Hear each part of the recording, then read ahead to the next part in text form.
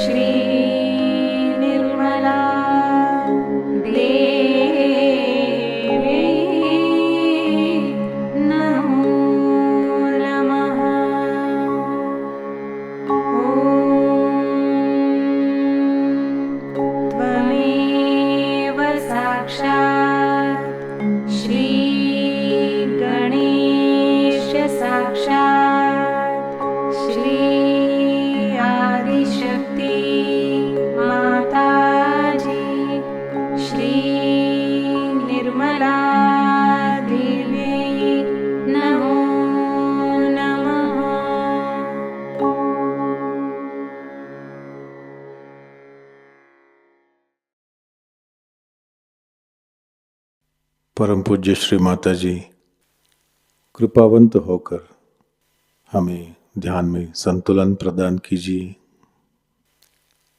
इस संतुलन की अवस्था में हमें ध्यान का आनंद मिले, निरानंद मिले, ऐसा आशीर्वाद हमें दें। परम पूज्य श्री माता जी, आपकी कृपा में इस संतुलन की अवस्था में हम अपनी ध्यान की गहराई में उतर सके, ऐसी स्थिति हमें प्रदान कीजिए।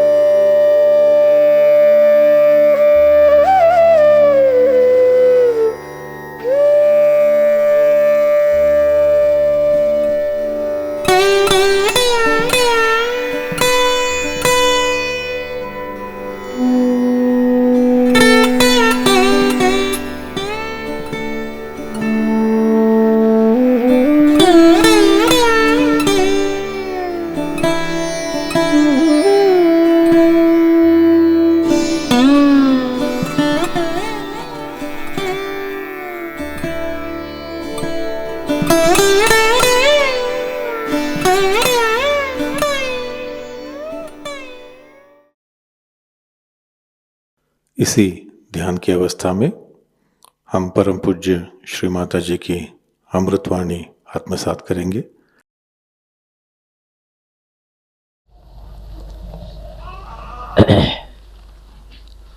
दिल्ली वालों में जितना प्यार भरेगा उतना ही कल्याण का मार्ग बनने वाला है। प्रेम के प्रति उदासीन होने वाले लोग सहयोग में बढ़ नहीं सकते। हम दूसरों को कितना प्यार दे सकते हैं, इसकी पूरी कल्पना अभी आपको नहीं है, क्योंकि हमारे अंदर प्यार का सागर बसा हुआ है और उसकी झलक मात्र भी हमने अभी तक देखी नहीं कि हम कितने प्यार से ओतप्रोत हैं। परमात्मा ने भी हमें बनाया सो अपने प्यार में ही बनाया है और जिस चैतन्य को आप जानते हैं और जिस ब्रह्म को आप महसूस करते हैं, ये ब्रह्म भी उनका प्यार ही है। प्यार ही सत्य है। जो मनुष्य किसी से प्यार करता है या स्त्री किसी बच्चे से प्यार करती है, पति से प्यार करती है, तो वो उसके बारे में सब कुछ जान जाती, तो भी वो बाह्यता जानना हो जाता है।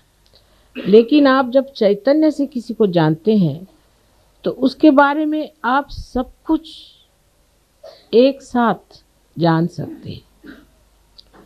इसको आपने प्रत्यक्ष में अनुभव किया है।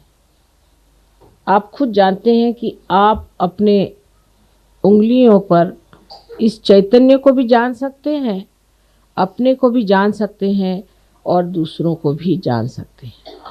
लेकिन अभी तक ये हमारे अंदर आस्था नहीं आई कि ये चैतन्य प्यार, परमात्मा का प्यार है। ये प्यार की शक्ति है। शक्ति का अर्थ तो हम लोग हमेशा विध्वंस से लगाते हैं, किसी की घृणा से लगाते हैं, लेकिन परमात्मा का जो प्यार है वो जब हमारे अंदर उतरता है तो पूरी तरह से हमें शांतिमय बना देता है, जिसको कि अंग्रेजी में कहते हैं रिलैक्स्ड। किसी भी तरह की हिंसक भावना हमारे अंदर आ ही नहीं सकती, किसी तरह का भी आतताई एग्रेसिवनेस आ ही नहीं सकती। और जब एग्रेशन अवतरणों ने किया भी तो वो इसलिए कि वो शांति के विरोधक थे, वो प्रेम के विरोधक थे, वो द्वेषपूर्ण थे, राक्षसी थे। आज संसार में सब दूर आसुरी विद्या फैल गई। कृष्ण ने बताया था कि आसुरी विद्या जब फैलती तो बहुत जोर में पकड़ लेती। इसकी वजह क्या हो सकती है, ये सोचना चाहिए। आसुरी विद्या जल्दी फैलती है और सहयोग धीरे धीरे क्यों फैलता है। सोचना चाहिए कि जो इतनी अच्छी चीज़ है, जो सर्वोत्तम चीज़ है, वो धीरे धीरे फैलती, और जो गंदी चीज़ें हैं वो इतने जल्दी क्यों फैल जाती। इसकी वजह यह है कि जब मनुष्य की चेतना बढ़ती है तो वो उल्टी तरफ बढ़ती है। ऐसे भी श्री कृष्ण ने ये भी बात कही है कि अधोगति पर जाती। ये पेड़ का जो मूल है वो आपके मस्तिष्क में है, तो इस ब्रेन की ओर जाने का क्या मार्ग है, ऊर्ध्व गति की ओर जाने का क्या मार्ग है। आप तो जानते हैं कि कुंडलिनी के जागरण से आपका जो चित्त है वो ऊर्ध्व गति को प्राप्त होता है, पर अगर आप ऊर्ध्व गति की ओर जा रहे हैं और बार बार आप अधोगति की ओर उतर आते हैं तो इस बंदर कूदी में आप कहाँ पहुँच पाइएगा। जैसे स्कूल में पढ़ाया जाता है कि एक आदमी था, उसने 4 दिन काम किया, फिर वो भाग गया। फिर दूसरा एक आदमी आया, उसने 2 दिन उस काम को तोड़ा, फिर वो भाग गया। फिर उसके बाद तीसरा आदमी आया। तो ऐसी हालत में वो काम पूरा कैसे हो सकता है। आज बनाया कल तोड़ा, क्योंकि हम उस अधोगति से ऊपर उठ रहे हैं, उस जड़ता से हम ऊपर उठ रहे हैं, इसलिए उधर खिंचाव ज़्यादा हो जाता है और इसीलिए बहुत जोर लगा करके ऊपर उठना पड़ता है। हालांकि परमेश्वर की शक्ति आतुर है कि आपको कमल के जैसे सुंदर ऊर्ध्वगति दान करे, और उसने प्रदान किया भी है, लेकिन उस दशा में रहने के लिए आपको थोड़ा सा जोर लगाना पड़ता है, और जोर बड़ा सुंदर है, वो है प्यार का। अब प्यार का विश्लेषण कैसा किया जाए। प्यार का मतलब ये होता है कि जहाँ आप कोई सा भी कार्य करते हैं वो अपने हित के लिए और दूसरों के हित के लिए होना चाहिए। हित आत्मा का साध्य होना चाहिए। आत्मा का हित जो है वही प्यार है और वही आनंद है। अब हम देखते हैं कि दुनिया में लोग किसी भी एक धारणा पे जुट जाते हैं। यही बात ठीक है, ऐसी करना चाहिए, यही होना चाहिए, मैं यही ठीक समझता हूँ, ऐसे करना चाहिए। इसे हम लोग अहंकार कहते हैं। अहंकार माने मैं करता हूँ। कितने बार आपसे मैंने बताया कि हम कुछ भी नहीं करते। कोई मरी हुई चीज़ को अगर हम दूसरी मरी हुई चीज़ बना दें तो हम क्या करते हैं। समझ लीजिए अगर एक पेड़ मर जाए और उससे हम एक फर्नीचर बना दें तो हमने क्या विशेष चीज़ कर ली, कुछ भी नहीं किया। एक मरी से दूसरी बना ली, और मरी हुई चीज़ों को इस्तेमाल करने से हम भी धीरे धीरे मरते हैं, माने हमारे भी अंदर आदतें जुट जाती हैं। जैसे कि हमें अगर आदत हो गई कि हम पलंग पे सों तो ज़मीन पे नहीं सो सकते, फिर पलंग उठाते फिरिए दुनिया भर में। अब हमारी क्योंकि जड़ता से ही प्रगति हुई है, जड़ की ओर आकर्षण एक तरह से बना हुआ है।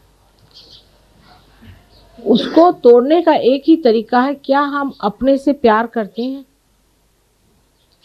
क्या हम स्वयं को प्यार करते हैं?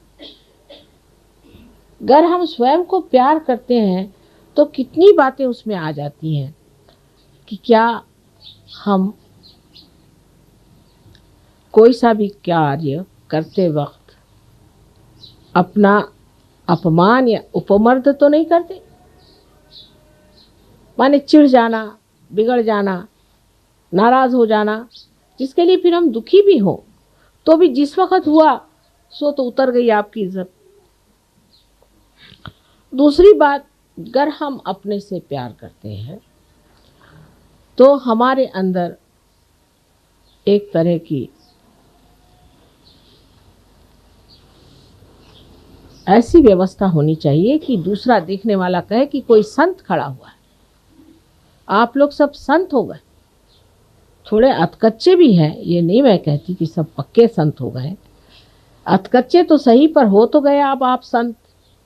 आप असंतों के जैसे तो घूम नहीं सकते। अगर आपका अब बर्ताव इस तरह से रहे कि जो एक संत नहीं करता, तो ये तो बहुत बड़ी अपनी हानि है।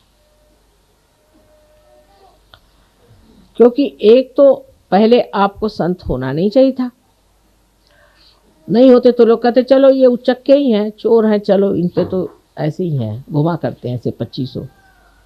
गलियों में ऐसे बहुत से देखे गए। लेकिन आप संत तो उसकी एक अपनी हस्ती है जो कि माननीय होनी चाहिए, जिसको लोग माने। लेकिन माने कैसे अगर वो माननीय नहीं है?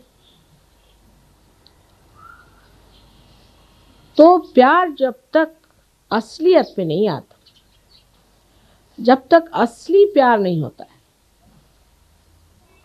तब तक झूठे प्यार से हम अपना उत्थान नहीं कर सकते। अब अगर हम अपना प्यार इस तरह से तौले कि हमने अपने लिए क्या किया, हमने ज़मीनें खरीद ली, मकाने बना लिए, बाल बच्चे हमारे पड़ गए, सब कुछ हो गया। अब हमने अपने लिए क्या किया? स्वार्थ, स्व का अर्थ हमने लगा लिया क्या? अपने लिए हमने कौन सी सेवा की? माँ की सेवा तो बाद में होगी, पहले अपनी करो बेटे।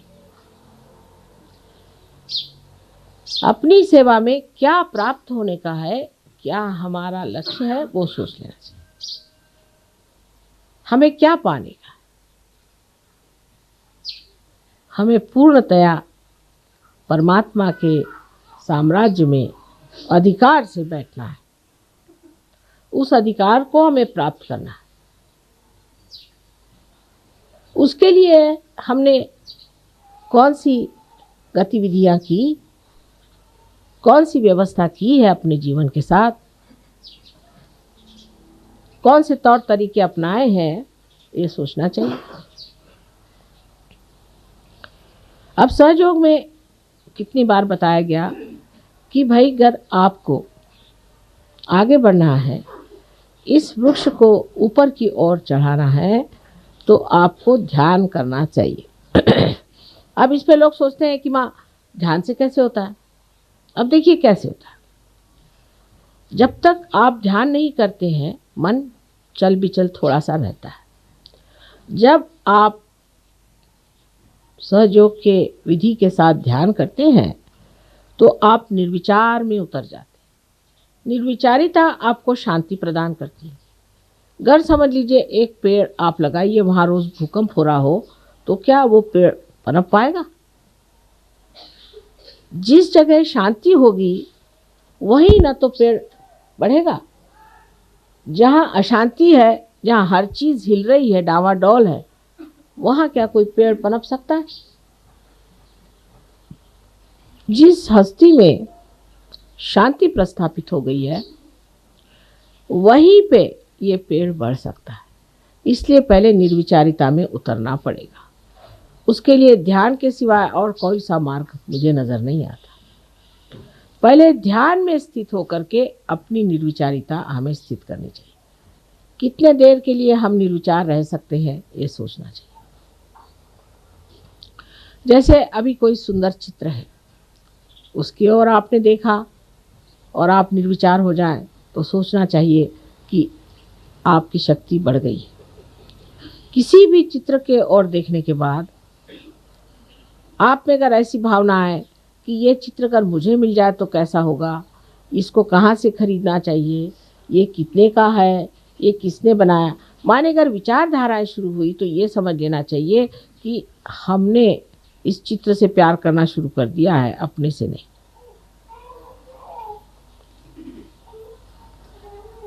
जब तक हम ये कहते रहेंगे कि ये मेरा है, माने वो मैं नहीं हूं,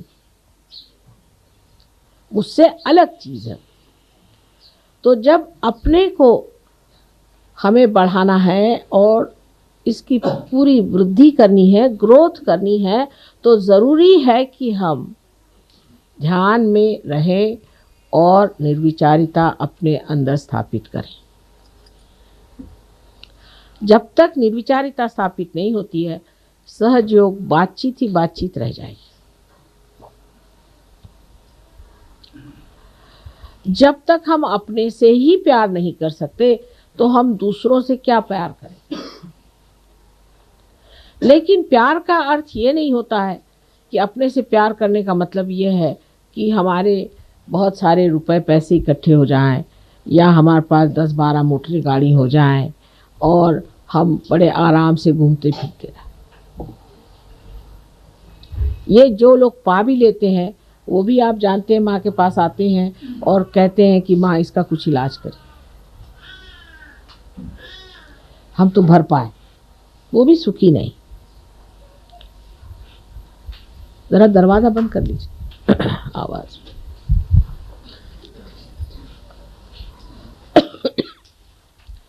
अब जो अपने से प्यार करता है, वो सब चीज से देखता है कि ये शरीर जो परमात्मा का है, जो उसका मंदिर है, उसे किस तरह से सुंदर स्वच्छ रखा जाए। इस मामले में भी बड़ी गलत धारणाएं संसार में हैं। जैसे आजकल के मॉडर्न ज़माने में बहुत सी बातें निकल आई कि साहब हर एक आदमी को दुबला होना चाहिए। अब उसके लिए चाहे आपको टीबी हो जाए तो भी आप दुबले हो जाएंगे। आप मच्छरों जैसे जब तक नहीं होइएगा, तब तक आप खूबसूरत नहीं होते। और ऐसी खूबसूरती लेके करने का क्या है? जिस शरीर का आकर्षण मनुष्य को नीचे की ओर ले जाता है, ऐसा शरीर बिल्कुल व्यर्थ है।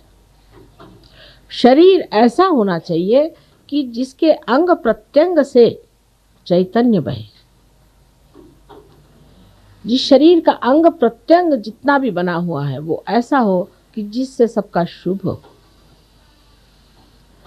ऐसा वो शरीर हो कि जो जहाँ एक बार छू जाए, वो चीज प्लावित हो जाए और उसमें से चैतन्य बहना शुरू हो जाए।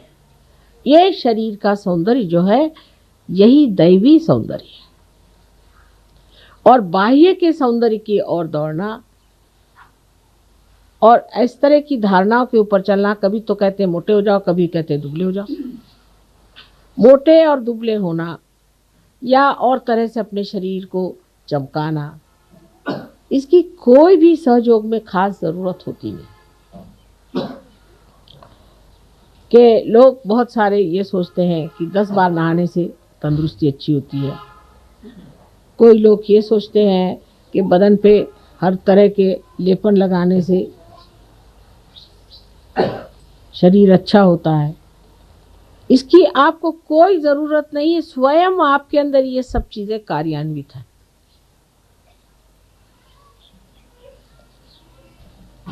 ध्यान ये देना चाहिए, क्या हमारे शरीर की यष्टि ऐसी है कि इसके अंग प्रत्यंग से पवित्रता बहती है? हमारी ओर देखकर लोगों को क्या पवित्रता की भावना आती है कि अपवित्रता? इसीलिए बहुत बार मैं आपसे कहती हूँ कि जो परंपरागत हमारे अंदर कपड़े आदि का व्यवहार बताया गया है उसे आप इस्तेमाल करें। ये हजारों वर्ष की तपस्या से पाया हुआ एक बड़ा भारी धरोहर हमारे पास है, हेरिटेज है। और उसकी परंपरागत जो चीज़ें हैं उनको संभालने का प्रयत्न, परंपरागत जो कलाएं हैं, परंपरागत जो आभूषण आदि हैं, उसके जो वस्त्र आदि हैं, ये हजारों वर्षों से हमारे देश में परख के पाए हुए हैं। उनको आपको इस्तेमाल करना चाहिए, उसका उपयोग करना चाहिए। लेकिन हम लोग इतने अभिभूत हैं पाश्चिमात्य देशों से कि हम अपनी जो कुछ भी संस्कृति है, संस्कृति जो पवित्र बनी हुई कृतियां हैं, उसको भूल करके बाहर की चीज़ों को अपना लेते। और इसी से हमारे अंदर जो चीज़ अत्यंत महत्वपूर्ण है, जिसे हम आत्मा कहते हैं, उस पे आवरण पड़ जाते हैं। अपने देश की हजारों वस्तुएं ऐसी हैं जो आत्मा को सजाती हैं, दबाती नहीं, लेकिन हमारी दृष्टि बाह्य की ओर जल्दी जाती है। उसकी भी वजह है, मनुष्य होने के नाते दृष्टि बाहर जाती ही है। एक बार आपसे समझाया था मैंने कि ऐसा क्यों होता है। लेकिन जब हम अपनी ओर दृष्टि ले जाना चाहते हैं तो मन ही मन मुस्काते हैं और सोचते हैं कि कितना सुंदर है अंदर, कितना पवित्र है अंदर, कितना आनंदमय है। इसको छोड़ करके हम और क्यों भटक रहे हैं? लेकिन क्योंकि वो प्रांगण हमने अभी तक पाया नहीं, उसको जाना नहीं, इसलिए हम ये कार्य कर रहे हैं। इसीलिए हम अपने को इतना प्यार नहीं कर पाते, ऐसी चीज़ों को प्यार करते हैं जो हमारी आत्मा को धूसर करते, हमें दिखाई न दे। बहुत सी बातें इस तरह की हमारे जीवन में है। अब जैसे पाश्चिमात्य लोगों की बातें हैं, अब तो हम रह चुके हैं वहाँ, हम देखते हैं कि इतना बिला वजह वो लोग अपने जीवन को बर्बाद कर रहे हैं, अधोगति में जा रहे हैं कि इन लोगों के लिए उठाना बहुत ही मुश्किल, वो समझाना बहुत ही मुश्किल काम है, क्योंकि इनके अंदर कोई जड़े ही नहीं। जो आए जो जिधर चाहे बहका दे, इधर बहका दे तो इधर बह गए, उधर बहका दे तो उधर बह गए। लेकिन आपकी जड़ें हैं और आप ही लोग उनका उद्धार कर सकते हैं। वो लोग अपना स्वयं उद्धार नहीं कर सकते, उनकी मदद आपको करनी कि अपनी जड़ों को पहचाने। और ये जड़ का जो ज्ञान है, जो सहयोग में निहित है, सहयोग में छिपा हुआ जो ज्ञान है, वो इस जड़ का, ये आप लोग जानिए। तो दूसरी बात ये आ जाती है कि शरीर के साथ आपका ज्ञान भी प्रगल्भ होना चाहिए, वो भी एक संतों जैसा होना चाहिए। पहले संत लोग कोई यूनिवर्सिटी नहीं गए, कॉलेज नहीं गए, पढ़ते नहीं थे, बहुतों को शायद लिखना पढ़ना भी नहीं आता हो, ऐसे भी संत साधु हो गए हो। लेकिन संतों के लक्षण सारे उनमें थे। सबसे बड़ा कि आलो सगुणाशी, मैं तो निर्गुण देखने आया था, निराकार देखने आया था, तुम तो सगुण खड़े हुए। ये तो सिर्फ सहयोगी समझ सकते हैं भाषा को, लेकिन क्या हम लोग ऐसा एक दूसरों से कहते हैं? क्या हम ये समझते हैं कि जो निराकार है वो सगुण आप लोगों में बैठा हुआ है, वो साकार होकर के आपके अंदर जागरूक है। क्या ये भावना हमें एक दूसरे के प्रति है? ये श्रद्धा और ये आदर हम लोगों को एक दूसरों के प्रति है? जो एक दर्जी को कुम्हार के प्रति था वो है। इसमें आप किसी भी पोजीशन के हो, बड़े हो छोटे हो, इससे कोई फर्क नहीं पड़ता। गुरु नानक के पास जब नामदेव गए तो उनका बड़ा स्वागत हुआ और उनसे कहा गया कि आप अब कुछ पंजाबी में कविताएं लिखी। तो आपको आश्चर्य होगा कि नामदेव की किताब इतनी बड़ी है, उसमें से आधी जो है उसमें हिंदी और पंजाबी में कविताएं, और इतने सहूलियत से उन्होंने पंजाबी और हिंदी भाषा में लिखा है। मराठी भाषा और हिंदी भाषा का तो मेल है ही, लेकिन पंजाबी का इतना मेल नहीं बैठता। मैं भी पंजाबी भाषा जानती हूँ और आश्चर्य की बात है कि इतना सुगम और इतना सुंदर लिखा है सारा कुछ कि पढ़ते ही बनता है। पर उनका कितना आदर श्री नानक साहब ने किया कि ग्रंथ साहब में तक उनके सखूबाई, जो कि बर्तन मांजने वाली घर की औरत थी, उसका तक ग्रंथ साहब में उदाहरण है। इससे आप समझ सकते हैं कि संतों की जो मान्यता है वो संत ही कर सकते हैं। और क्या करेंगे? औलिया निजामुद्दीन हो गए। आप जानते हैं कि उस वक़्त के सुल्तान ने कहा कि कल तुम मेरे सामने सर नहीं झुकाओगे तो तुम्हारी गर्दन कटा दूंगा मैं कल, और दूसरे दिन उनकी गर्दन कट गई। संतों को पहचानने वाले संत ही होते। तो पहले अपना संतपना जो है वो ठीक होना चाहिए, नहीं तो आप संत को पहचानिएगा कैसे? अगर आपके अंदर वाइब्रेशंस ही नहीं आ रहे हैं, अगर आप निर्विचारी नहीं हो रहे हैं, जब आपके अंदर सहयोग का कुछ कमल ही नहीं खिला हुआ, आपका हृदय ही जब बंद है, तो आप संतों का मान कैसे करेंगे और आपका भी मान कौन करेगा? सीधा हिसाब।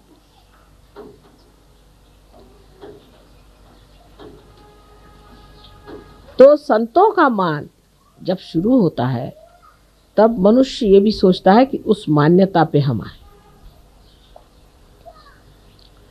और उस मान्यता को पाने के लिए हमें नम्रतापूर्वक ध्यान करना चाहिए।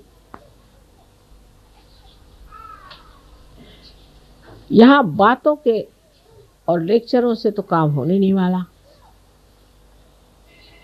हम सहयोगी करके भी नहीं होने वाला, सर्टिफिकेट लगाने से भी नहीं होने वाला। आप कितनी भी डोनेशन दें नहीं दें कुछ करें, उससे नहीं होने वाला। इसमें जब तक फल नहीं लगेंगे तब तक यही लोग कहेंगे कि हाँ हम जानते हैं ये भी एक है खड़े हुए। ऐसे बहुत देखी। सो फलद्रुप होना चाहिए, इसमें फल लगने चाहिए, और उसके लिए सबसे पहले इस प्यार का वर्ण करना चाहिए। जिस प्यार में मनुष्य के पास सत्य का दर्शन होता है, इतना ही नहीं पर उसमें शून्यता आती, विजडम आती। इस प्यार में विजडम आती, और उस प्यार के साथ, उस मोहकता के साथ, उस मृदुता के साथ धीरे धीरे ये पेड़ बड़ा सुंदर बढ़ने लग जाता है। इसको संवारना चाहिए, इसको प्यार से संवारना चाहिए, मान देकर संवारना चाहिए, अपना मान रख के संवारना चाहिए,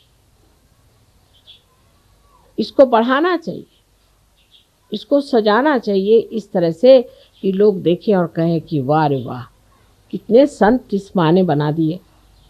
पहले तो एक ही दो दिखाई देते थे, और फिर देखिए कि उस ज़माने में बेचारे एक कहीं तो नामदेव, एक कहीं तो नानक साहब, एक कहीं तो कबीर, एक कहीं तो वो बेचारे कोरा कुंभार, तो दूसरे ज़माने में हुए तो दो चार और हो गए। उनकी कोई जमात तो नहीं थी, उनका कोई विश्व निर्मल धर्म तो नहीं था, जिसके बूते पे खड़े हो जाए। इतने संतों का समागम और इतनी सुंदर मंडली तो कभी नहीं बनी थी। लेकिन उसके जगह अगर कुरूपता दिखाई दे तो समझ लेना चाहिए कि अभी हमने अपने को प्यार नहीं किया। और माँ तो हमको इतना प्यार करती है और हम अपने को नहीं प्यार करते। अपने को शुद्ध स्वच्छ बनाना, इससे बढ़कर और क्या अपनी मनुष्य सेवा कर सकते। और जितना मनुष्य आपको देखेगा कि आप इतने ऊंचे हस्ती हैं, इतने शरीफ, असलियत में, ज़बानी जमा खर्च में नहीं, तब वो समझेगा कि आप में एक नई जोत जग गई है। और वो भी चाहेगा कि हमें भी ये जोत मिल जाए। सहयोग का बढ़ने का एक ही तरीका मैं देखती हूँ कि आपको देखकर लोग कहें कि सहयोग विशेष है। मैं तो रियाद गई थी, वहाँ कह रहा है वो आपके सहयोगी जो है वो तो अजीब आदमी है। मैंने कहा क्यों? वो तो अपनी माँ को इल ट्रीट करते हैं और अपने को सहयोगी कहलाते हैं। तीसरे मिले, वो कह रहे वो क्या सहयोगी हैं, उन्होंने तो हमारी ये चीज़ मार ली, वो अपने को सहयोगी कहलाते हैं। चौथे मिले, कह रहे वो तो लड़ते ही रहते हैं आपस में, वो कहते हैं दोनों सहयोगी हैं मियाँ बीबी। तो पहले इसमें प्रेम का दर्शन होना चाहिए, आपस में प्रेम भाव, दोस्ती। लेकिन चालाकी करना सहयोग में मान्य नहीं। जो चालाक है वो महामूर्ख है मेरे विचार से, तो कि वो अपने ही को धोखा दे रहा है। किसको धोखा दे रहा है भाई? तो वो तो कबीरदास जी ने भी कहा है कि जो इसने जग को ठगा उसने अपने को ठग लिया, बेवकूफी है वो। तो अपने ही साथ चालाकी क्या करने की? अपने साथ तो कम से कम सच्चाई रखनी चाहिए कि भाई मैं अपने को क्यों ठग रहा हूं, मैं अपनी सुंदरता को क्यों घटा रहा हूं। जो भी आपका अंदर है वो बाहर दिखाई देने लग जाएगा। धीरे धीरे आप देखेंगे कि आप सौम्य स्वरूप, आकर्षक, मोहक, इस तरह के एक विशेष रूप के योगी संत हो जाए।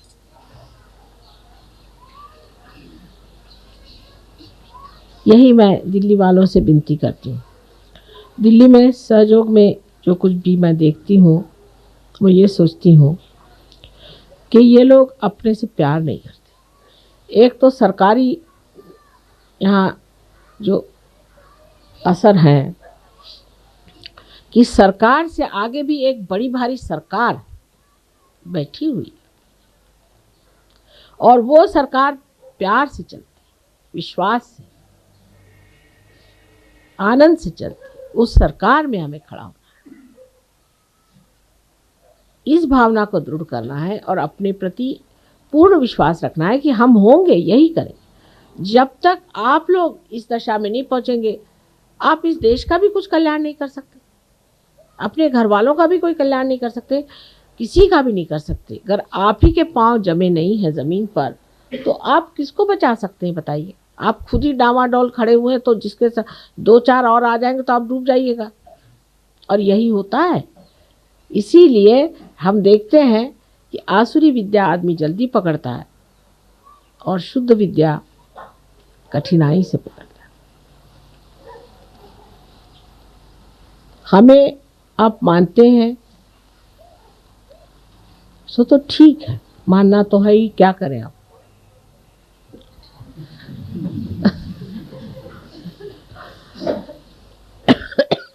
लेकिन मानने का अर्थ ये नहीं होना चाहिए कि हमने माँ के पैर छू लिए, माँ को हार पहना दिए, माँ को फूल दे दिया। नहीं, मेरे गले के हार बनना चाहिए आपको बनना चाहिए, हार को नहीं। आप मेरे गले के हार बनिए, आप मेरी शोभा बने, तब मैं कहूँ कि आप मुझे मानते। कि दुनिया कहे कि हाँ भाई तुम्हारे एक सहयोगी मिले थे, उनको देखकर हम समझ गए कि कोई विशेष बात है। ऐसे हो नहीं सकता। जैसे हमारे पति ये सोचते थे शुरू से ही कि तुम तो हो अवलिया, तुम्हारे जैसा और कोई हो नहीं सकता। वो ये विश्वास पूर्ण उनको था, कभी हो ही नहीं सकता, तुम कुछ कर लो, सर मार लो, कभी नहीं हो सकता। और जो जैसे हैं वैसे रहेंगे, कोई बदल नहीं सकता। लेकिन जब उन्होंने देखा कि इतने लोग बदल गए तो कहले भाई अब मेरे से बेईमानी नहीं हो सकती, बस अब तो मानना ही पड़ेगा कि कुछ तुमने कर दिया।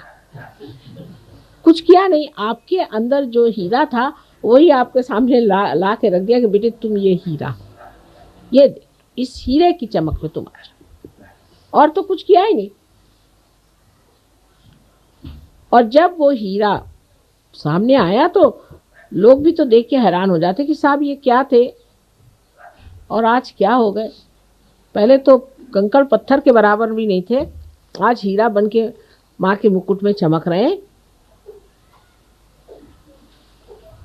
सारा वातावरण, सारी सृष्टि, पंच महाभूत सारे आपके चरणों में खड़े हुए हैं, मैं आपसे बता। लेकिन आपको अपने से प्यार करना सीखना होगा। अब हमारे प्यार की बात ऐसी है कि हमने आपको हमारे शरीर में ही स्थान दे दिया। आपको आश्चर्य होगा कि अगर आप कोई गलत काम करते हैं तो मेरा शरीर दुखता है। ये शरीर इतना अजीब है कि प्यार में इसने सबको अंदर ही समेट लिया है। अभी एक बच्चा जो कि पार बच्चा है, लंदन में सीढ़ी पे से गिरा और उसको बुरी तरह की चोट आई और उसका ब्रेन बिल्कुल फट गया और उसका जो सेरिब्रोस्पाइनल फ्लूइड था वो अजीब तरह से खून से भर गया। और मेरी हालत ऐसी ख़राब गई, मेरे समझ नहीं आ रहा था कि ऐसा कौन होगा जिसको इतनी तकलीफ़ हो गई हो। और जैसे ही वहाँ से फ़ोन आया और इन्होंने बताया कि माँ ऐसा ऐसा एक बच्चा गिरा वो और उसका ऐसा हुआ, उसी वक्त मेरी तकलीफ ठीक हो गई और बच्चा भी उधर ठीक हो गया, जिसकी कोई आशा नहीं थी बचने की। अब इससे आप समझ लीजिए कि माँ ने आपको कितना प्यार किया। जैसे भी आप हैं, आपको अपने शरीर में ले लिया। थोड़ी तकलीफ ही होगी ना, कोई हर्ज नहीं, पर मेरे शरीर में लेने से आपकी रक्षा तो होती ही रहेगी और आपका संगोपन हो जाएगा और पूरी तरह से आपको हम प्लावित कर सकेंगे, नरिश कर सकेंगे। जैसे कि माँ अपने पेट में बच्चे को रख लेती है, गर्भ में रख के, और उसको कितने प्यार से रखती है, इसी तरह से हमने आपको हमारे शरीर में संचारित कर दिया। जो अपने को सहयोगी समझता है उसको समझना चाहिए कि मेरा स्थान माँ के सिर्फ हृदय में नहीं है, लेकिन उसके शरीर में बहने वाले खून में, और सारे शरीर भर में दौड़ रहा हूँ। तो मुझे कैसा होना चाहिए जिससे मेरी माँ को तकलीफ न हो, और अगर मुझे तकलीफ नहीं हुई तो सारे संसार की भी तकलीफ दूर हो जाएगी। ऐसी भावना करके आप अपने से प्यार करिए, फिर दूसरों से तो अपने ही आप प्यार हो जाएगा, उसको कहने की ज़रूरत नहीं। पहले अपने से प्यार करिए। जो भी कार्य करते हैं वो एक डिग्निफाइड तरीके से अपने को एक उच्छृंखल फ्रिवलस लोगों जैसे या किसी ढोंगी हिपोक्रिट जैसे कोई सा भी कार्य नहीं होना। बहुत से लोग हैं वो बहुत बन के ऐसे दिखाते हैं जैसे कि बहुत बड़े सहयोगी हैं, लेकिन कुंडलिनी तो वहीं पे जमी हुई है। कुछ लोग हैं बकबकते रहते हैं। सहयोग के बारे में आपने क्या जाना, जो ज्ञान प्रगल्भ होना है। सो मैंने ऐसा सोचा है कि यहाँ पर एक क्लास होना चाहिए जिसमें औरतें भी और आदमी भी समझे कि सहयोग क्या है, इसका ज्ञान क्या है, इसके चक्रों को जानना। बहुत से लोग मैंने देखा एडवेंट खरीदते हैं जैसे कोई धर्म पुस्तक हो, और ख़रीद के उस पर सुंदर मखमल का वो चढ़ा के उसकी रोज़ पूजा करते हैं। अब अखंड जैसे वो होता है रामायण पाठ या वो अखंड और क्या होता है आपका ग्रंथ साहब, ऐसे वो अखंड ना करें, इतना ही मैं मांगती हूँ। क्योंकि पढ़े जा रहे हैं, एक उंगली रखी फिर दूसरा, उसने उंगली रखी फिर वो पढ़ते जा रहा, खोपड़ी में कुछ भी नहीं जा रहा। जानना चाहिए कि सहयोग क्या है। आप लोगों को खड़ा होना चाहिए, आप सबको मेरे जैसे भाषण देना आना चाहिए, मेरे जैसे समझाना आना चाहिए। सहयोग क्या है? एक शिक्षा है, इसे सीखना चाहिए। अभ्यास, जो कि श्री कृष्ण ने कहा कि अभ्यास है, अभ्यास करना। चीज क्या? सहयोगी हम हैं, अब हम सहयोगी हो गए। लोग कहेंगे भाई ये क्या होता है? अब पता नहीं, कुछ तो होता ही है।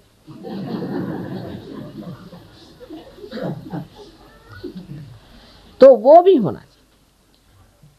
अपने वाइब्रेशंस, जिनको हम कहते हैं कि चैतन्य की लहरियां हैं, उनका भी पूरा परखना आना चाहिए कि इसका क्या मतलब है, उसका क्या मतलब है। कितनी बातें गुह्य से गुह्यतर हमने आपको बता दी, और कहना चाहिए गुह्य से गुह्यतर गुह्यतम हमने आपको बता, सारी चीज़ आपको बता दी। लेकिन हम लोग उसे जानना ही नहीं चाहेंगे। तो क्या हमारा लेक्चर सुना, ध्यान लगा लिए, बस हो गया? ऐसे थोड़ी। खोपड़ी में जाना चाहिए, उसका रिकॉर्डिंग होना चाहिए। इतना ही नहीं कि उसको फिर से बताना आना चाहिए, तभी वो ज्ञान हुआ। तो सिर्फ ये कि आपका पार होना ही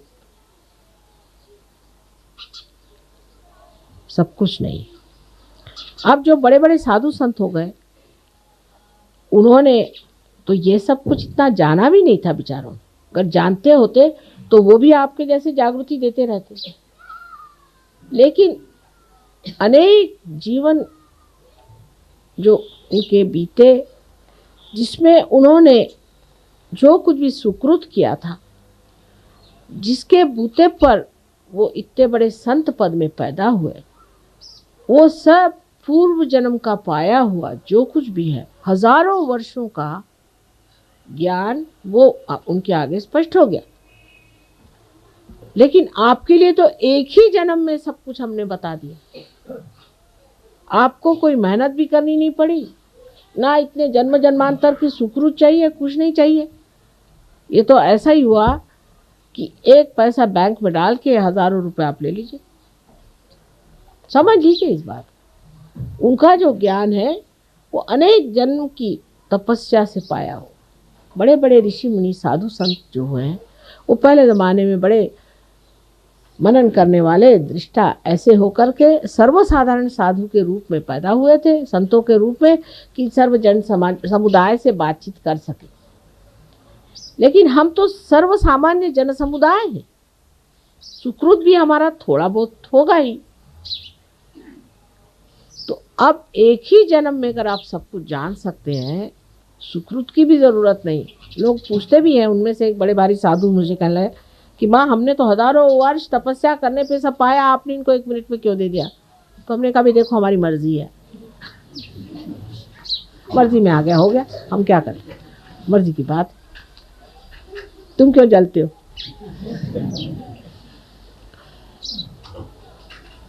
इस तरह की बात कि सोचना ये चाहिए कि एक ही जन्म में हमें सब कुछ मिला है,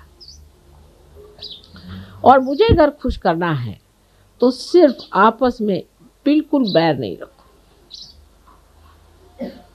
ये बैर या तो अहंकार से आता है, या प्रति अहंकार जिसे हम मन कहते हैं उससे आता है।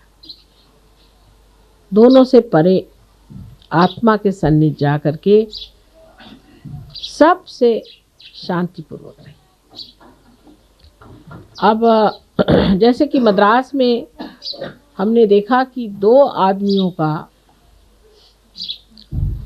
सम्मेलन करके अगर लीडरशिप बनाई जाए तो काम चलती, क्योंकि यहाँ पंजाबी लोग बहुत हैं, पंजाबी भाषा जानने वाले और अंग्रेजी जानने वाले हैं। और इस ख्याल से हमने सोचा है कि डॉक्टर तलवार और पहले से ही अपने पास में वेणुगोपालन जी हैं, इन दोनों को मिलाकर के 2 पहिए की गाड़ी चला के देखें दिल्ली में। हो सकता है बाद में 4 पहिए की भी चलानी पड़ जाए, और नहीं तो बगैर पहिए की भी चल सकती है। जिस दिन बगैर पहिए की चलेगी उस दिन असली गाड़ी बन गई। लेकिन फिलहाल इस तरह से चल रहा है,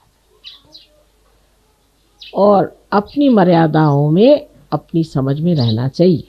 जो मर्यादा से रहित है वो कार्य नहीं करता। हमको देखना चाहिए हम अपनी मर्यादा में है या नहीं। अब जैसे हमने एक कहा है कि औरतों को एडमिनिस्ट्रेशन में जाना नहीं चाहिए, क्योंकि हम शक्ति हैं। समझ लीजिए ये पंखा है, ये चलता है शक्ति पर। अब अगर शक्ति पंखा होना चाहे तो क्या गड़बड़ हो जाएगा बताइए। ठीक है, औरतें औरतों का एडमिनिस्ट्रेशन करें, उसमें हर्ज नहीं, पर जब औरत अपना स्थान छोड़कर मर्यादा छोड़ देती है तो गड़बड़ हो जाता है, और जब आदमी अपनी मर्यादाएं छोड़ देता है तो गड़बड़ हो जाता है। अपनी अपनी जैसी प्रवृत्ति और अपना जैसा शरीर और जो निसर्ग ने बनाई हुई चीज़ है उसका अवमान नहीं करना चाहिए। लेकिन इसका मतलब नहीं कि आप सर पर चढ़ जाएं। ये अपने देश की संस्कृति नहीं। अपने देश में स्त्री को तो यत्र नार्या पूज्यन्ते तत्र रमन्ते देवता कहा। जहाँ स्त्री पूजी जाती है, जो घर की देवी है, उसको मारने पीटने से वो क्या आपको आशीर्वाद देगी? उसको देवी स्वरूप पूजा जाएगा और उसको पूजनीय भी होना पड़ेगा। तो पंखे का काम शक्ति नहीं कर सकती और शक्ति का काम पंखा नहीं कर सकती। शक्ति को अपने जगह अपने इस गौरव में खड़ा होना चाहिए। आदमियों को ठीक है, पंखा जैसे हिलता है ऐसे हिलने दीजिए, दौड़ने दीजिए, मेहनत करने दीजिए। आप लोग बस खर्चा करिए, ये जो कमाए उसको खर्चा करने में आपको कोई हर्ज नहीं। लेकिन औरतों के जो एक आजकल बीमारी पर चल पड़ी है कि आदमियों की बराबरी करना। साहब, आप लोगों का दिमाग खराब है, इसलिए आराम से बैठिए। और दूसरा ये कि बराबरी भी जब करनी है तो ये जानना चाहिए कि हम स्त्री स्वरूप, स्त्री का काम है प्यार बढ़ाना, शांति बढ़ाना, सुख देना, आनंद देना। ये शक्तियाँ लेकर के अगर आप करना चाहें कोई सा भी काम, तो आपने अपनी जो हस्ती है, अपना जो व्यक्तित्व है, उसको नहीं मिटाया, लेकिन उसका प्रकाश सारे समाज में फैलाया। और अगर हमारे जैसे आपके पास शक्तियाँ आ जाए तो फिर क्या कहने, फिर तो आप ऐसे ही बैठे बैठे सब कर लेंगे। माने ये कि अब हमको अगर कोई चीज़ पसंद नहीं तो हम किसी से झगड़ा नहीं करते, ऐसा इंतज़ाम कर देते कि वो चीज़ होती ही नहीं अपने आप। तो या तो ऐसी शक्तियाँ आप लोग पा लीजिए, पर शुद्ध शक्ति में रहना चाहिए। अगर आप थोड़ी देर आदमी बन जाए, थोड़ी देर औरत बन जाए तो नहीं होगा। औरत की अपनी शक्ति में आप रहें, जैसे हमारे यहाँ सती की शक्ति मानी जाती है, तब फिर देखिए बैठे बिठाए आप सबको घुमा सकती हैं। उसके गौरव में खड़ा होना चाहिए। हमारे यहाँ सती की शक्ति यति से भी ऊंची मानी जाती थी। श्री कृष्ण की भी मूर्ति जो थी वो भी एक सती से कम ही मानी जाती थी। उन्होंने कहा था कि जिस वक़्त उनको शाप हुआ कि आपकी मृत्यु, सारे यदुवंश की भी मृत्यु हो जाएगी, तो उन्होंने सर आंखों पे वो शाप ले लिया, क्योंकि एक सती से आया। मंदोदरी के एक कंकण के आगे श्री राम के बाण तक वापस आ जाते। ये स्त्री की शक्ति, जैसे धरा है पृथ्वी, ये स्त्री है। ये सारा संसार का पाप अपने अंदर समाने की शक्ति रखती है, और उसके अंदर से सुंदर फल फूल आदि जो ऋतंभरा प्रज्ञा है सारी इस पृथ्वी से। आप ये कभी नहीं कह सकते पृथ्वी में शक्ति नहीं, कितनी शक्तिशाली चीज है। और जब इसका विस्फोट होता है तो हजारों को ठिकाने लगा सकते। इसी तरह स्त्री की शक्ति भी एक धरा जैसी, शांत, गंभीर, सबको उठाने वाली एक बड़ी भारी चीज है। सबका भार अपने ऊपर वहन करने वाली एक महान शक्ति यह है। और कुंडलिनी भी एक स्त्री शक्ति है। कुंडलिनी के सिवाय आपका उत्थान नहीं आ सकता। इसलिए कोई स्त्री होने से नीची ऊंची कभी नहीं हो जाती है, किंतु उसका अपना एक स्वरूप है, आपका एक स्वरूप है। और दोनों चीज़ों का जो आदमी पूरी तरह से मान रखता है और समझ में मर्यादा में रहता है, वो स्त्री हो चाहे पुरुष हो, उच्च से उच्च स्थिति में पहुंच जाता है। कहिए कि जैसे कि आप देखते हैं जीसस क्राइस्ट के लाइफ में उनकी शक्ति उनकी माँ थी, जो कि महालक्ष्मी शक्ति। महालक्ष्मी शक्ति कितनी ज़बरदस्त शक्ति। लेकिन जब उनका लड़का क्रूस पे चढ़ाया गया उन्हीं के कहने से, तो जिस तरह से उन्होंने बर्दाश्त किया, पूरी शक्ति होते हुए भी आप अपने लड़के को इस तरह से क्रूस पर चढ़ने दें, क्योंकि एक नाटक पूरा करना था, ये महान शक्ति। अगर आपके अंदर शक्ति नहीं है तो ठीक है, निर्बल का क्या, लेकिन जो इतनी बलवती शक्ति होने पर भी उन्होंने ये सारा नाटक पूरा होने दिया, क्योंकि होने का था, ये महान शक्ति। इतिहास में शिवाजी की माँ का उदाहरण दिया जाता है कि एक लड़का जो शिवाजी, जिसको उन्होंने इतना पनपाया, इतना बड़ा किया, उसको इतना ऊंचे स्थान पे पहुंचाया, वो हर समय अपने लड़के को भी जिस तरह से शहीद बनाने पे तुली रहती। जिस वक़्त सिंहगढ़ को जीतना था, उनके पास एक चिट्ठी आई, वहाँ से कमल कुमारी नाम की लड़की थी, उसने एक चिट्ठी भेजी कि मेरे आप भाई हैं और मुझे बचाइए, नहीं तो मेरी इज्जत चली जाएगी। और उनके माँ के पास ये चिट्ठी आई, तो माँ ने शिवाजी को लिखा कि अगर आप खाना खा रहे हो तो हाथ धोने यहाँ चले आए। उनकी माँ तो तलवार लेके गई नहीं थी, वहाँ चले आए। तो उन्होंने कहा कि कल तक ये किला आपको जीतना होगा, तैयार? कल तक इस किले को जीतना है आपको और वहाँ से अपनी बहन को छुड़ाना है। तो उस वक्त में वहाँ तानाजी आए थे। तानाजी ने कहा कि भाई तानाजी तो बहुत आ जाएंगे, शिवाजी नहीं आ सकते, तो मैं जाता हूँ। और ऐसी ऐसी उस वक्त उन लोगों ने बातें की कि सुन के आश्चर्य लगता है कि सहज में ही स्पॉन्टेनियसली ऐसी वीरश्री पूर्ण बातें हैं कि सुन के लगता है कि इस देश में ऐसे गौरवपूर्ण लोग हैं। लेकिन उनकी माँ उसके पीछे में थी, उनकी शक्ति उनकी माँ थी, शिवाजी की शक्ति उनकी माँ थी। और हर आदमी जो ऊंचा उठता है उसके पीछे में उसकी स्त्री शक्ति ही होती। उसमें जब तक स्त्री अपने को गौरव न मानेगी तो वो बिल्कुल विद्रूप हो जाती। ये समझ हमारे अंदर आना बहुत ज़रूरी है, और जब इसका संतुलन आ जाएगा तब हमारा जो सहयोग का समाज है एक बड़ा आदर्श और ऊंचे किस्म का विशेष रूप धारण किए हो रहेगा, कि जिससे सारा समाज ही नहीं, भारतवर्ष ही नहीं, लेकिन सारा विश्व ही प्रकाशित हो जाए। बहुत बड़ा कार्य। इससे आप अपने को इस गौरव के योग्य बनाइए कि सारे दुनिया में ऐसा कार्य आज तक हुआ नहीं, किसी युग में ऐसा नहीं हुआ।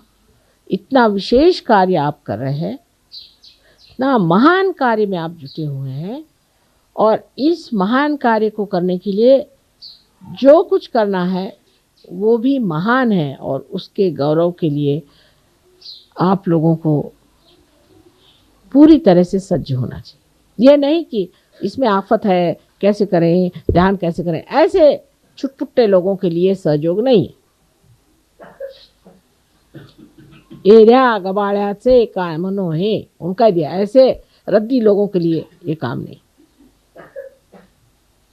रामदास स्वामी ने तो साफ कह दिया, त्याला पाहिजे जातीचे, इसके लिए चाहिए एक विशेष लोग। अगर ये आपके अंदर नहीं है तो हमें नमस्कार, और आपको भी नमस्कार। जब गांधी जी ने लड़ाई लड़ी थी तो लोगों ने कितना त्याग किया था।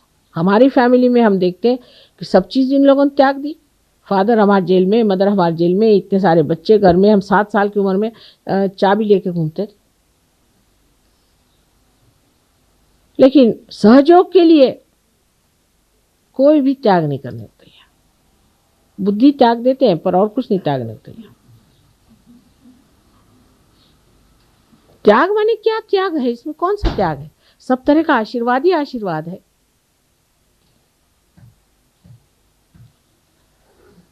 इतने बड़े महान कार्य में तो वाकई में बहुत त्याग करने की ज़रूरत है, बहुत कुछ देने की ज़रूरत है, बहुत अनुदान चाहिए। पैसे का नहीं हो तो श्रम का चाहिए, मन का चाहिए, बुद्धि का चाहिए, सब चीज़ का अनुदान होगा तभी ये कार्य हो सकता है।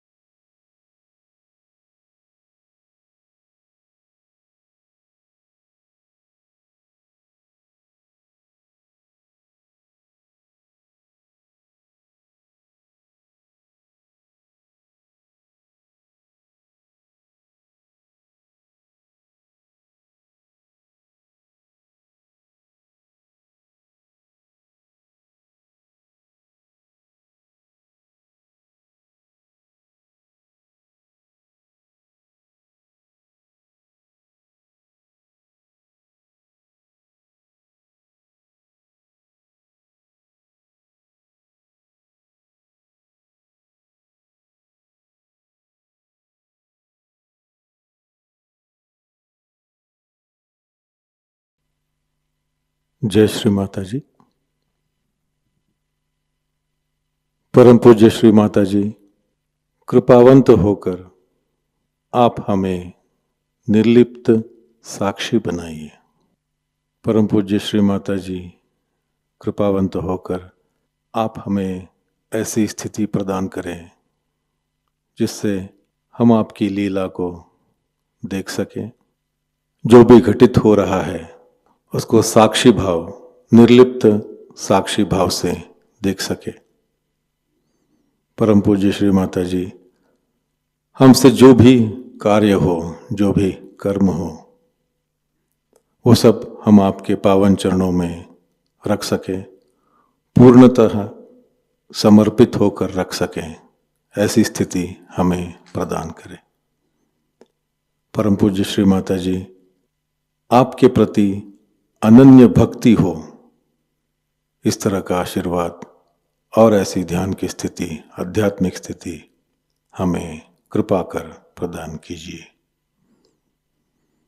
श्री माता जी, आपके पावन चरणों में हमारे कोटि कोटि प्रणाम। कलेक्टिव बंधन।